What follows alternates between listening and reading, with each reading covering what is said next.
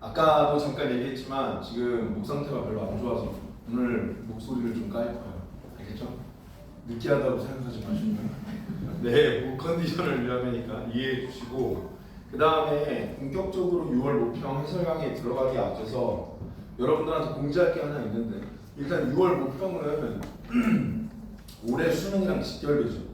그러다 보니까 내가 우리 복습 영상 올리는 링크 있죠. 거기에 모든 과목, 모든 문제에 대한 해설문을 다 올려줄 겁니다. 그러니까 지금 내가 여기서는 독서랑 화작을 하고 있지만 다른 데서는 문학이랑 언매를 하고 있잖아요. 그러니까 거기서도 어차피 영상은 찍을 거잖아. 그 영상을 동일한 링크에 올려줄 거예요. 아시겠죠? 그래서 필요한 친구들은 찾아 들으세요. 알겠죠? 그 링크에 지금 이미 언매랑 문학 총평이랑 문학 2세트는 올라가 있어요.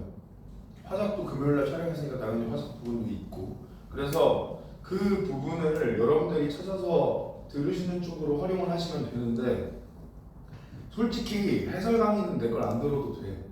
너네들이 나름대로 혼자 해결이 됐거나 아니면 이미 듣고 있는 선생님이 있다 그러면 굳이 내 해설 강의를 안 들으셔도 되는데, 나는 개인적으로 뭐는 추천 안 하면,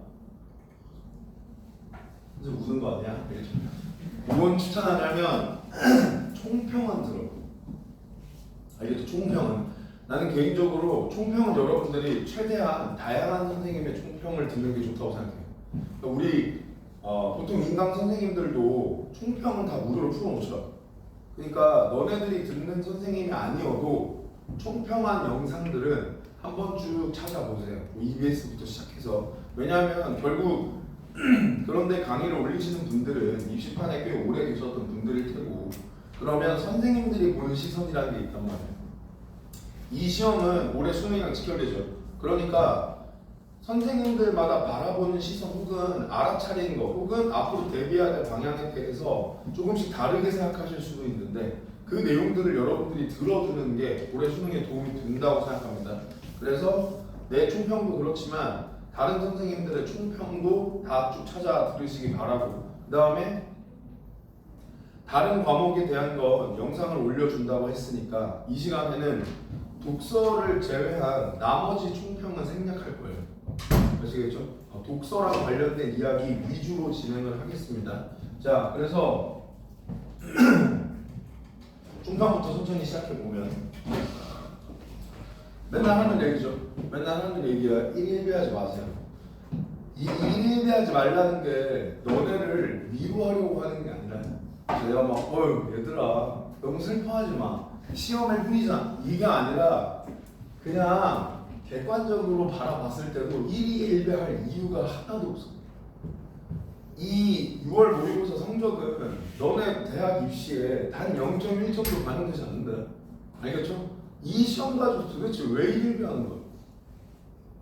1B도 문제인데 1희가 더 문제예요. 물론 여기엔 1희 하는 친구들이 뭐 많은지 잘 모르겠지만 7레를 8레를 왜 돌아다니는 거야? 정신 차리세요. 이거 수능에 단 0.1점도 반영 안 돼. 알겠죠? 1일 하지 마시고, 내가 수업 시간에 제일 강조하는 거 뭐야? 목적의식이죠. 모의고사 왜 봐? 수능에 대한 모의 시험이죠. 그러니까 수능을 위해 보는 거다, 이 시험은. 그러니까 결국 이 시험은 수능을 위해 존재하는 거고, 수능을 대비하기 위한 목적으로 치는 시험이니까 이 시험이 끝나고 나서 너네들이 해야 될 행동도 포커스는 수능에 맞춰져 있어야 돼. 끝난 시험 가지고 칠레를 필레를 하지 마시고 질질 짜지 마시고. 아시겠죠? 이제 한 거의 만 일주일 정도가 지났기 때문에, 근 일주일 정도가 지났기 때문에 감정들은 좀 가라앉았겠죠. 오히려 지금 너네들은 내 생각에는 수업을 듣기엔 좋은 환경이라고 생각해요. 감정이 좀 가라앉았을 테니까, 객관적으로 돌아볼 수 있는 시기가 됐을 테니까 지금 나랑 같이 올 이야기들을 같이 살펴보면서 앞으로 수능 때까지 어떻게 대비해야 될지를 생각해 봅시다. 그러면 수능의 목적이라면 결국 핵심은 피드백이죠. 그러니까 이 시험의 핵심은 피드백이에요. 내가 시험 보기 전에 이야기했죠. 너네들 수능이래. 6월 모의고사 끝난 날 일단 1차 피드백이 됐어요. 무조건 해요. 알겠죠? 내가 무조건 하셔야 된다고 했다. 안 한 새끼들 분명히 있겠죠. 적어도 다음 날은 했어야 돼. 지금까지 안 했다? 진짜 좀 과장 못해서 얘기하면 이걸 본 의미가 하나도 없어요. 6월 모의고사를 보고 나서 1차 피드백을 하라는 건 무슨 뜻이라 그랬어요? 틀린 문제를 혹은 1번부터 끝 번호까지 전부 다 푸는 것까지 바라는 건 아니야. 그게 될 정도로 틀렸으면 그렇게 하는 게 좋아. 근데 물리적으로 시간이 없을 수도 있잖아요. 따라서 내가 시험 끝난 날 너네들이 해야 할 행동은 뭐라고 그랬어요? 시험장에서의 사고방식을 적어놨어야 돼. 알겠죠? 그러니까 내가 지문을 읽을 때 이 부분이 이해가 안 됐다든지 선지 두 개가 고민이 됐다든지 고민하다가 이걸 찍었다면 왜 이걸 찍었는지 이런 내용들이 있죠. 별표치 문제들은 왜 별표 쳤는지 뭐가 판단이 안 됐는지 이런 것들 있죠. 이런 것들이 머릿속에서 휘발되기 전에 빨리빨리 적어놔야 돼. 이거 진짜 금방 까먹거든. 하루만 지나도 너네들이 틀린 문제를 보면서 아니 이걸 왜 틀렸지? 이런 생각을 한다니까. 그러면 걔는 피드백이 안 돼. 무슨 말인지 알겠죠? 그리고 그 이후에 처음부터 끝까지 이제 시간 무제한으로 두고 다시 풀어보면서 다시 풀 때 너네들이 적어놓은 사고 방식들이 있잖아요. 그 사고 방식이랑 현재 상황에서의 사고 방식을 비교해야 돼. 내가 시험장에서 왜 이런 생각을 했을까가 이해가 안 되는 부분도 분명히 있을 거예요. 알겠죠? 그 생각들을 교정해 나가는 게 결국 너네들 성적을 올리는 지름길이에요. 내가 성적 가지고 일비하지 말라 그랬죠. 바꿔 얘기하면 피드백의 핵심도 성적이 아니다. 이번 시험 성적이 잘 나왔다고 잘하고 있는 거 아니고요. 이번 시험 성적이 잘 안 나왔다고 잘 못하고 있는 것도 아닙니다. 내가 잘했냐 못했냐의 기준은 성적이 아니라 뭐라 그랬어? 시험장에서의 체감이야. 알겠죠? 너네들이 6월 모의고사를 치렀을 때 6월 모의고사를 치를 그 시험장에서 당시에 배우기 전이랑 비교했을 때 확실히 그리는 게 달라. 독서 지문을 읽어 나갈 때 내가 지금 당장 완벽하게 모든 내용을 다 이해할 수는 없어도 확실히 전이랑 읽는 방법이라든지 이해되는 정도라든지 속도가 다르다. 선지를 판단할 때도 문제 맞았나 틀렸나랑 상관없이 틀렸다고 하더라도 내가 정확하게 판단할 수 있는 선지의 개수가 확실히 늘었다. 이 체감이 되면 성적이 떨어졌어도 괜찮아. 아시겠죠? 그 다음 반대로 성적이 올랐는데 솔직히 체감은 별다르지 않아. 쉽게 나오는 건 알겠는데 푸는 방법은 이전이랑 똑같아. 그러면 경각심을 가져야 돼요. 지금 진짜 큰일 날 수도 있단 말이에요. 왜냐면 반환점 돌았지. 6월 모평 봤으니까 반환점 돌았잖아. 내가 볼 때 6월 모평의 가장 큰 존재 의의는 이 반환점에 있어요. 그러니까 점검하기 딱 좋은 시기예요. 어느 정도 공부가 쌓여 있어야죠. 내가 계속 이야기하죠. 내 수업을 듣는다고 절대 성적 안 올라. 너네들이 인강 아무리 열심히 듣는다고 절대 성적 안 올라. 너네가 안 하면 안 올라. 무조건 너네가 해야 돼. 아시겠죠? 그러니까 그 과정을 제대로 밟아왔다면 6월 모의고사에 체감이 안 됐을 리가 없어요. 내가 수업 시간에 몇 번 잔소리했죠. 6월 모의고사 끝나고 선생님 해도 안 올라요 라고 징징대지 말라고. 했는데 어떻게 안 올라? 하는 줄 아는 거라니까. 한다고 착각하는 거라고. 그러면 안 돼. 아시겠죠? 그러니까 이 시기에 점검해봐야 돼. 내가 지금까지 공부 방향을 잘 설정하고 제대로 하고 있었는가. 지금 이 수업도 마찬가지죠. 여기에 얘 안 하고 앉아있는 애들도 있을 수가 있겠죠. 6월 모평도 피드백을 안 하고 앉아있는데 내가 평상시에 내주는 숙제를 제대로 해왔을 리가 만무하지. 그죠? 그러면 6월 모평 피드백을 안 하고 여기 앉아있는 애들은 설사 이번 시험에 성적이 잘 나왔어도 앞으로 떨어질 확률이 훨씬 높다. 저주하는 게 아니라 알려주는 거예요. 알겠죠? 그래야지 고치잖아. 아직은 6월이에요. 6월, 9월 모평은 피드백 기회가 있어. 너네 수능 피드백 할 거야? 수능 피드백 하면 안 되잖아. 그죠? 수능은 점수만 잘 나오면 작등이에요. 그러니까 수능은 그냥 점수 잘, 예를 들어서 뭐 막말로 찍어서 100점? 잘했어. 그럼 대학 가세요. 근데 그 이전 시험은 성적은 의미가 없다고. 알겠죠? 찍어서 와 이번에 찍어 대박나서 읽지도 못했는데 5문제 중에 4문제 맞았어. 그래서 점수도 잘 나왔어. 그게 무슨 의미가 있나니까. 그 점수 실제 성적 여러분들이 계산할 때 다 빼야 돼. 알겠죠? 그래야만 현 상황을 정확하게 점검할 수 있어. 아시겠죠? 자, 그러면 지금 현재 예상 등급 컷입니다. 뭐 확정은 아니지만 EBS랑 메가스터디랑 중무하고 저렇게 지금 등급 컷을 가지고 온 건데, 미안해, 중간중간 물 좀 마실게. 목이 갈라진다 싶으면. 언매는 낮은 데는 95, 높은 데는 97. 아, 미안해. 화작은 낮은 데는 95, 높은 데는 97. 언매는 전체적으로 95 정도 수준에 맞춰져 있습니다. 그러면 결과적으로 우리가 뭘 알 수 있냐? 쉬웠어요. 부정할 수 없어요. 시험은 분명히 쉬웠다. 알겠죠? 근데 쉬웠다? 이게 무슨 의미가 있어? 아무 의미가 없어요. 그죠? 여기서 너네들이 생각해야 될 건 이거야. 내가 수업 시간 중간중간에 언급을 했지만 수능은 상대평가죠. 그러니까 내가 목표로 하는 등급을 맞으려면 남들도 다 맞는 문제를 나도 맞아야 돼. 그러니까 내가 남들도 다 틀리는 문제를 나도 틀려서 원하는 성적이 안 나오는 거 아니라고 했죠.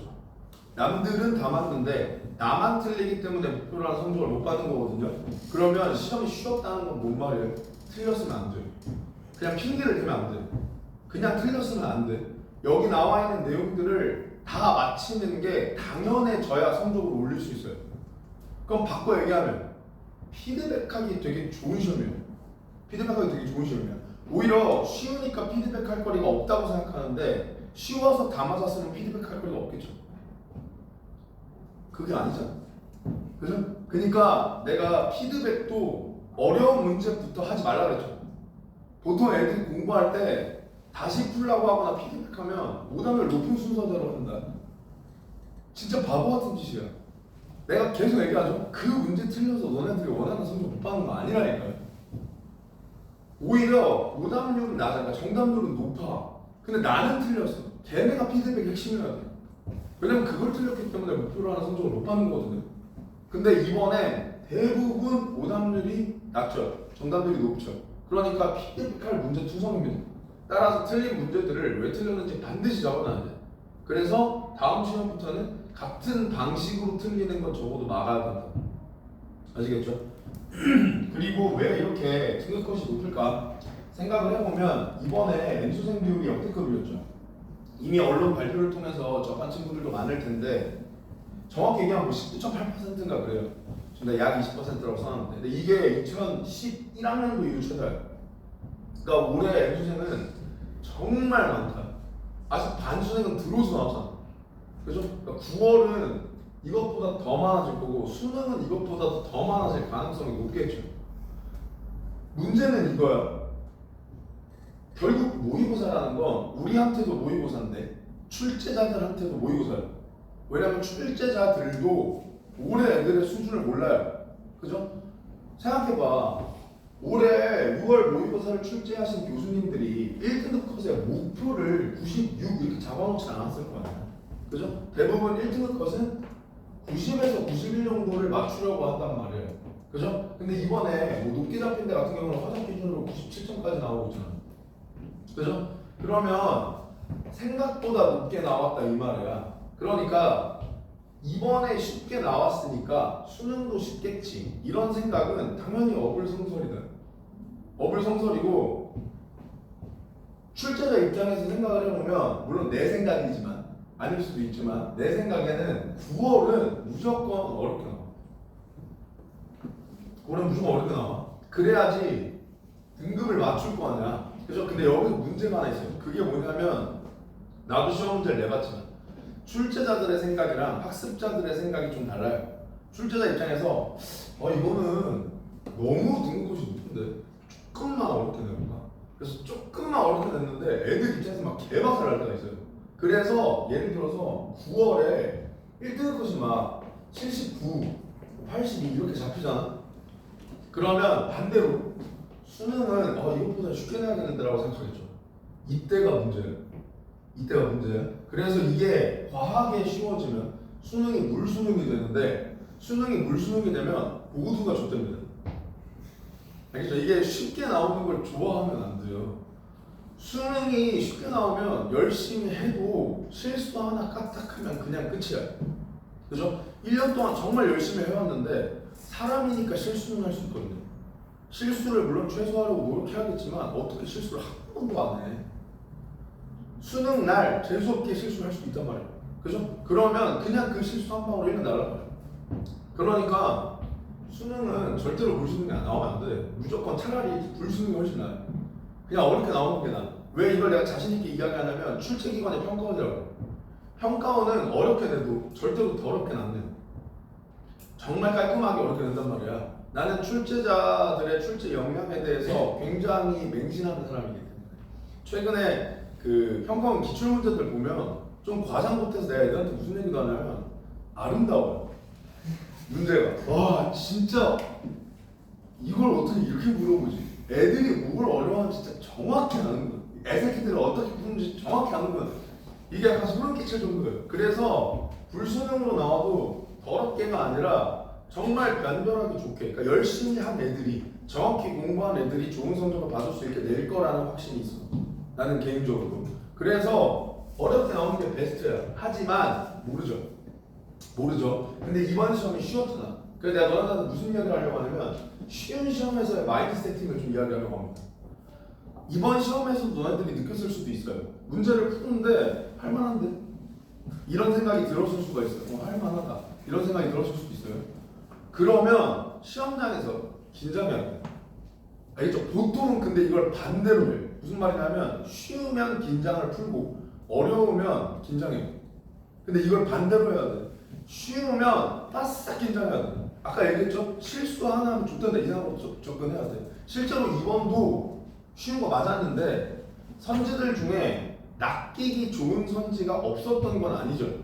그럼 그런데 낚이면 시험이 쉬웠기 때문에 등급은 개박살이 난단 말이에요. 그죠? 그러니까 오히려 할만한데? 라고 생각하면 긴장하세요. 반대로 어려워. 와 좋겠다. 답이 안 보여요. 그러면 긴장하지 마시고 긴장을 풀어. 다른 애들도 다 어려울 거 아니야. 물론 나만 어려울 수도 있어. 근데 그건 어차피 시험장에서는 알 수가 없어. 그러니까 긴장을 풀고 맞힐 수 있는 것만 정확히 맞춘다고 생각해야 돼. 잘 모르겠다고 빨리빨리 세모치고 넘어가고. 무슨 말인지 아시겠죠? 그래서 이번 시험 상황을 너네들이 한번 볼게요. 너네들이 어떻게 풀었는지. 쉽다고 너무 대충대충 읽진 않았는지. 평상시랑 다르게 글을 읽는 속도가 너무 빠르진 않았는지. 그러니까 이해하려고 노력하지 않고 그냥 쭉쭉쭉 눈으로 글자만 훑진 않았는지. 이런 부분들을 한번 환기해 보시고 앞으로 시험장에서의 마인드 세팅에서 요걸 기억을 하세요. 무슨 말인지 아시겠죠? 그 다음 6월 모의고사의 결국 핵심은 얘라고 했죠? 지금까지의 공부 방향 점검. 이건 아까 이야기했으니까 여기서는 생략하겠습니다. 알겠죠? 지금까지 내가 잘 해왔는지를 돌아보라고요. 그걸 돌아보기 가장 좋은 방법은 시험장에서의 체감이라고 했다. 알겠죠? 자, 그러면 실제 연계 내역이에요. 연계 내역들을 살펴보시면 만약에 연계 내역을 몰랐다. 그럼 이거 적어놔. 알겠죠? 적어놔. 연계 체감했어요? 체감은 됐어? 이번에 뭐 체감 연결을 당연히 되게 높았지. 일단 보시면 아시겠지만 독서는 싹 다 연결이고요. 100% 연결해요. 100% 연결이고 정확히 얘기하면 가나 지문에서 하나가 안 나왔으니까 100%는 아니지만 어쨌든 모든 세트가 다 연계는 됐고요. 그 다음에 문학도 뭐 예를 들어서 서사갈래 같은 경우에는 중요한 기호부분 그냥 그대로 나오고, 그죠? 서정갈래야 말할 것도 없이 당연히 그대로 나오고, 그죠? 그러다 보니까 체감 연계는 됐을 거예요. 그리고 독서도 연계 체감을 한 친구들은 알겠지만 확실히 2년 전부터 이건 계속 이어져 오고 있는데 옛날이랑 다르죠. 그러니까 그냥 단순히 제재나 글자 같은 거 띡 하나 써놓고 연계해서 이렇게 얘기 안 해. 실제로 글을 이해하는 데 도움이 돼. 그죠? 그 수능 특강에 나와 있는 내용이 글을 이해하는데 분명히 도움이 됩니다. 다만 내가 여기서는 지금 EBS 안 하지만 EBS 강의를 할 때 항상 오리엔테이션 때마다 애들한테 강조하는 게 있어요. 그게 뭐냐면 실제 통계를 보여주면서 수능 같은 거 통계 보시면 연계된 애들이라고 오답률이 낮지 않아. 이번에 문학 오답률 1이 뭐야? 얘잖아 얘. 그죠? 얘 이거 100% 연계인데. 그죠? 그러니까 그리고 이 내용이 안 들어가 있는 것도 아니죠. 이 내용도 들어가 있잖아. 선지를 판단하는데 가나다 그 편성의 특징 그 공동 좀 그러잖아. 그죠? 그러니까 이 내용이 들어가 있는데도 그게 오답률 1이죠. 그러니까 연계됐다고 문제 다 맞는 거 아니고요. 그러니까 연계 교재를 공부하지 않았다고 혹은 체감 연계를 느끼지 못했다고 문제를 무조건 다 틀리는 것도 아니야. 근데 내가 생각했을 땐 이거죠. 어차피 공부할 거잖아. 독서를 공부하든 문학을 공부하든 텍스트는 필요하잖아. 그죠? 그럼 그 텍스트를 EBS로 활용하는 게 가장 효율적인 공부 방법이라고 생각한다. 무슨 말인지 알겠죠? 물론 우선순위는 기출이랑 EBS 중에 하나만 해야 된다. 그럼 당연히 기출이 우선이라고 생각해요. 나는 개인적으로 이렇게 생각해요. 둘 중에 하나만 해야 된다는 생각이 잘못됐다고 생각해요. 둘 다 해야지. 근데 지금부터는 좀 달라져. 6월 넘어가죠. 아직도 수능 특강 안 했다? 그럼 이제 슬슬 수능 특강을 할 물리적 시간이 없어요. 왜냐면 국어만 하는 게 아니잖아. 그래서 내가 학기 초에 EBS 하라고 하는 거예요. 학기 초에 EBS 하는 게 낫다고요. 그러니까 만약에 아직도 수능 특강 건드리지도 못했다. 그러면 잘 생각해봐. EBS를 공부하는 목적은 뭐예요? 연계 대비죠. 그러니까 문제를 버리세요. 어차피 연계를 대비하려고 EBS 볼 거잖아.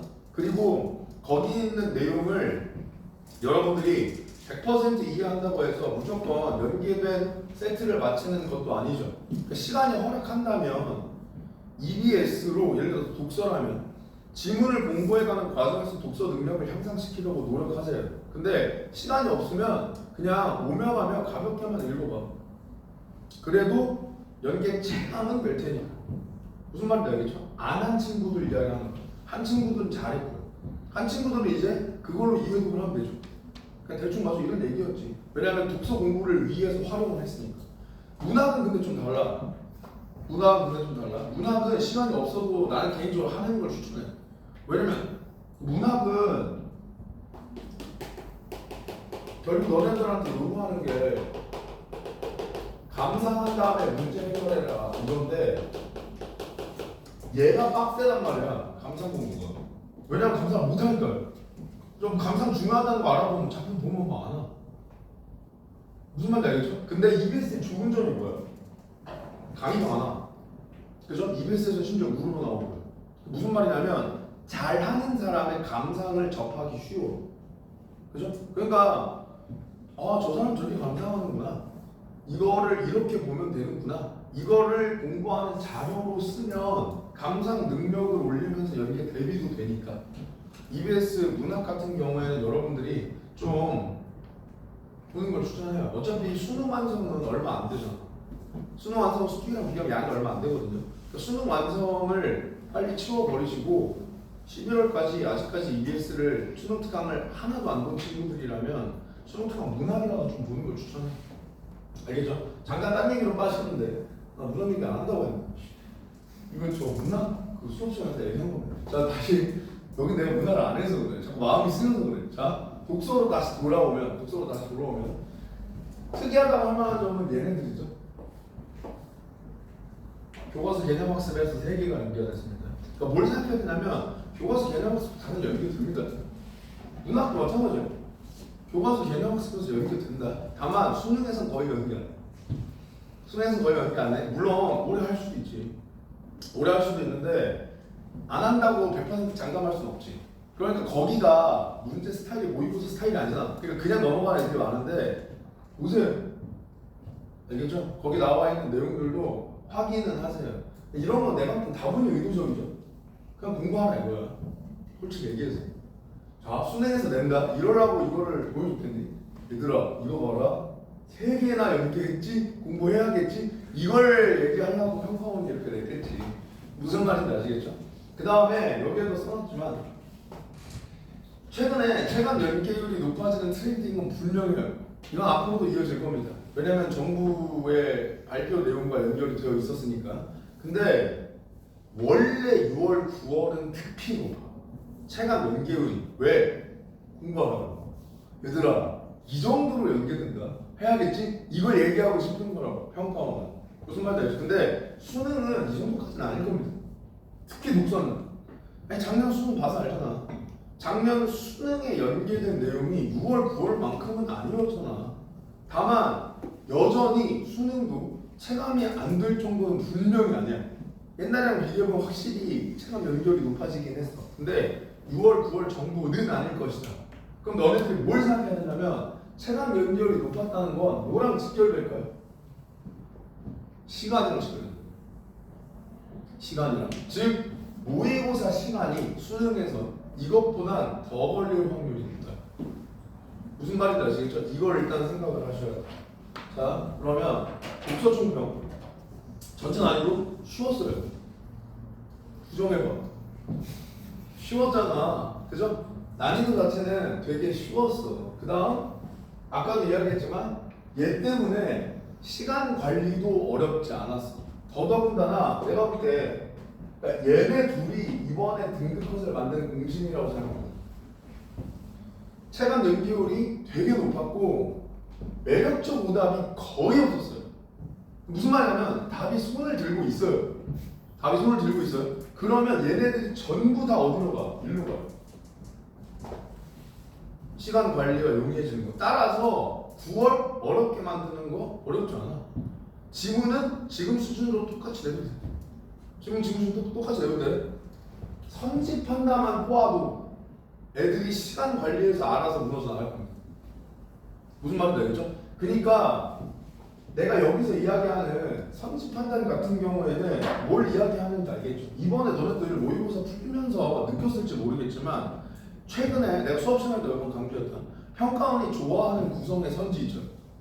지문에 나와 있는 단어로 구성되어 있지만 적절하지 않은 선지, 지문엔 안 나오는 단어로만 구성되어 있지만 의미는 같아서 적절한 선지, 이런 애들 안 보잖아. 무슨 말이냐면 그렇게 고민하지 않고 사실적 독해로 비교하면서 풀어도 대부분 다 맞았을 거예요. 무슨 말인지 알겠죠? 이런 선지들을 이제 가지고 오기 시작하면 확 어려워질 거예요. 따라서 공부 방향은 달라지지 않는다.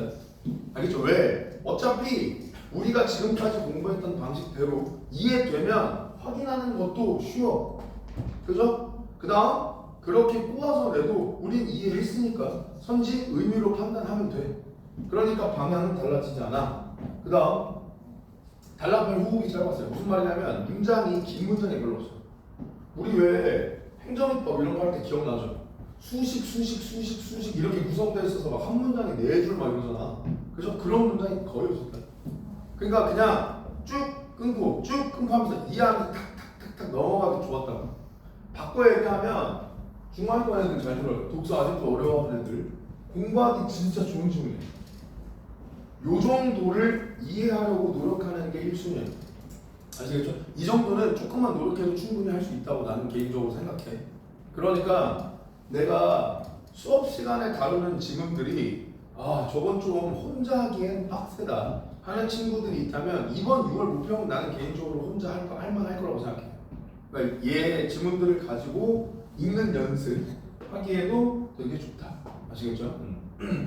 그 다음 본질을 묻는 내용으로 구성되어 있지만 깊게 묻지 않았다. 이게 내가 아까 이야기했던 거야. 결국 물어보는 내용들은 중요한 내용이 맞아.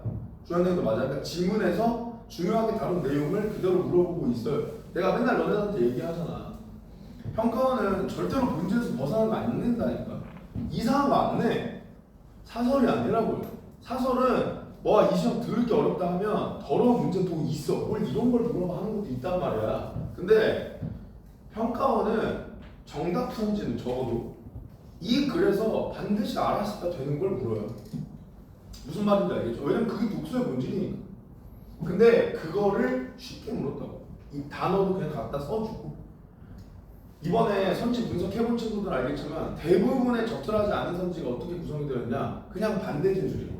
그러니까 지문에 있는 걸 반대로 진술해서 적절하지 않은 선지로 만들어 놨다고. 그러면 판단하기 쉽지 뭐. 그죠? 바꿔 얘기하면 마찬가지야. 아까 얘기했던 거.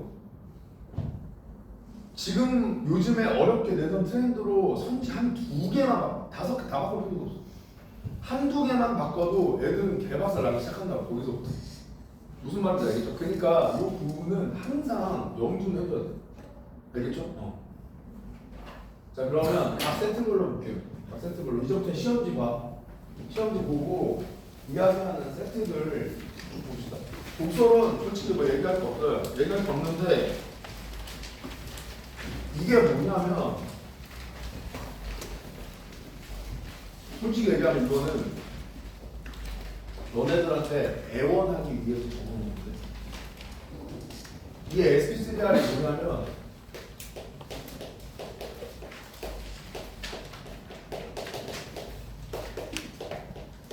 진짜 유명한 독서 방법이거든요. 이래서 SQ3 아닌데 이게 학습을 위한 독서 방법을 독서 교육론에서 가르치는 내용이고 얘가 지금 현재까지 존재하는 모든 학습을 이용한 학습을 목적으로 한 독서 방법 중에 가장 뛰어나다고 이야기하는 애입니다. 근데 얘가 뭐냐면 여기에도 나와 있지만 글을 전체적으로 훑어 읽으면서 질문을 만들고 질문에 대한 답변을 하면서 읽어요. 그리고 질문에 대한 대답이 맞는지 확인해보고 다시 한번 읽어봅니다. 이게 SQ3R이거든요. 얘가 내가 너네들한테 이야기하는 독서 공부 방법이라고요. 그러니까 내가 너네들한테 이야기하는 것들 있죠.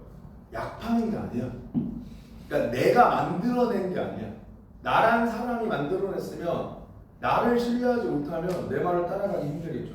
나도 배운 걸 알려주는 거야. 독서 교육론에서 배운 걸 알려주는 거야. 잘 생각해봐. 나는 애초에 독서도 문제부터 읽는다 그랬죠. 난 독서도 문제부터 읽는다 그랬죠. 왜 그러냐면 이걸 쓰는 거거든요. 무슨 말이냐면 원래는 훑어 읽으면서 질문을 만들어야 되는데 이 질문이 만들어져 있잖아. 그죠? 그러니까 나는 질문을 훑어 읽는 거야. 질문을 훑어 읽는 거야. 그냥 읽을 때 어떻게 해요? 결국 문제를 풀기 위해 글을 읽으니까 글을 읽으면서 문제의 답을 찾으려고 생각하면서 읽는다고요. 그 다음에 리사이트 리뷰 이거 관련된 거 이야기할 때 얘는 근거 체크하는 거고 요약하는 거거든요.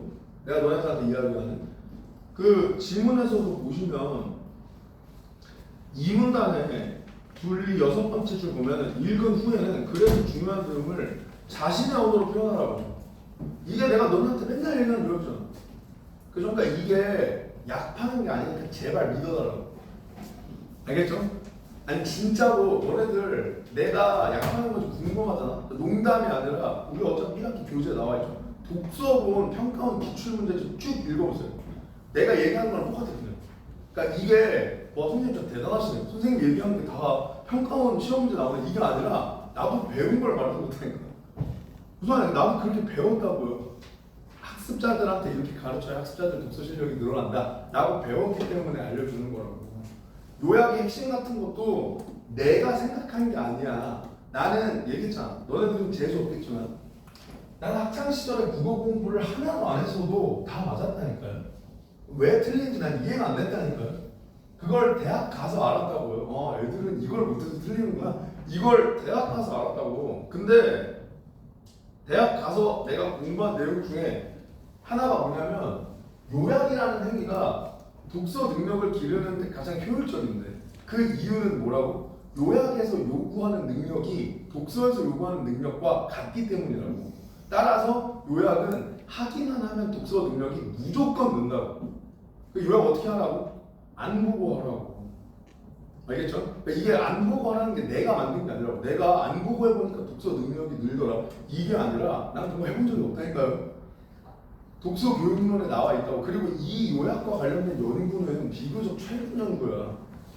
물론 비교적 최근이라고 해봤자 8년, 9년 전인데 그것도 이제 학계에선 최근이니까. 무슨 말인지 아시겠죠? 그러니까 그 방법론을 지금까지 계속 적용하면서 꾸준히 공부했다면 왜 그렇게 하라고 했는지 글을 읽으면서 느껴졌을 거라고요. 아시겠죠?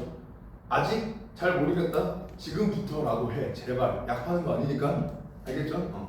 그 얘기하려고 넣어놓은 거야. 사실 의미 없어요. 그러니까 공부 내가 알려주는 방법들을 열심히 하라고 믿어도 돼.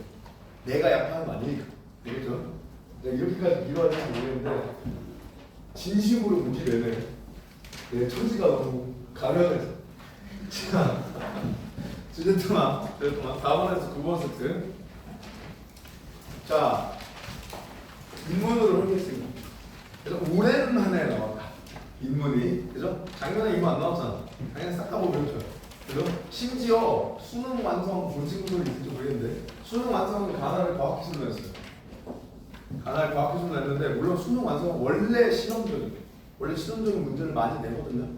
뭐 올해 과학기술로 나올까? 뭐 모르지. 모르는데 나는 개인적으로 뭐 그래도 인문사회 쪽에서 내지 않을까 라고 생각을 합니다. 생각을 하는데 지켜봐야겠고 일단 인문 오랜만에 나왔어. 그래서 주제 통합의 핵심 뭐라 했을 때가 가를 읽을 때 가를 붙잡고 써야 돼. 그죠? 가의 내용이 머릿속에 있는 상태에서 나를 읽으면서 가와의 접점을 잡으려고 노력해야 된다라고 했었죠. 이게 주제 통합적 읽기의 본질입니다. 그리고 인문 제재는 어떻게 읽어요? 특히 이렇게 특정 학자들 입장 나와요. 관점 잡고 비교돼줘요. 그죠? 그러니까 이렇게 제재별로 읽는 방향성 자체는 우리가 정규 수업 시간에서 계속해서 연습을 했었죠. 그런 내용들을 기억하고 있었다면 그렇게 읽었으면 돼. 그리고 얘는 그냥 참고하라고 넣어둔 건데 제재면에서는 24학년도 9월 그 정약용 교수만 나왔던 거죠. 신문제 나오고 얘랑 조금 유사하고 왜냐면 노예에 대한 시선이라든지 이런 것들이 나오니까. 그 다음 구성면에서 유사성은 25학년도 수능이랑 좀 유사한데 이 25학년도 수능이 관점 잡고 비교해라 이거였거든요. 이거 똑같잖아. 그죠? 내가 얘기하죠. 내용은 바뀌어도 물어보는 내용은 똑같아. 그냥 뭘 물어보는지 똑같아. 그러니까 기출은 포인트가 여기에 있어야 돼. 알겠죠? 문제를 풀기 위해 혹은 글을 이해하기 위해 어떤 생각을 했었어야 되죠. 어떻게 읽었어야 되겠지. 이를 공부하는 거예요. 무슨 말인지 알겠죠? 그래서 6월 목표 해설 강의가 끝나면 내가 이렇게 교재를 뒤져서 지금 모든 세트에 대해서 내가 이런 내용들을 달아놨거든요. 걔네들이 있으면 걔네들을 할 겁니다. 무슨 말인지 알겠죠? 걔네들로 한번 다시 환기해 보면 머릿속에 기억이 잘 남을 테니까. 아시겠죠? 자, 그 다음 6번에 별표 치세요.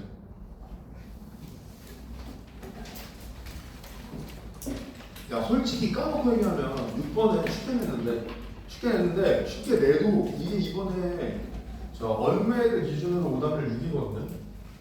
언메이드 기준으로 오답률 6이어서 꽤 많이 틀렸어요. 꽤 많이 틀린 문제인데 얘를 내가 왜 별표 치라고 했냐면 이걸 건드리는 건 처음이에요. 상호 비판. 근데 원래 비판적 폭행이 어렵다. 비판적 폭행이 어렵다. 근데 상호 비판이니까 그걸 두 번 하면 돼 그냥. 무슨 말? 왜냐면 선지에서 상호 비판하라고 해도 내가 너네들한테 맨날 얘기하는 거 있죠. 국어 영역 대전제. 한 번에 확인해야 될 정보의 양은 적으면 적을수록 좋다. 그러니까 찢어서 한 번씩 하면 되잖아.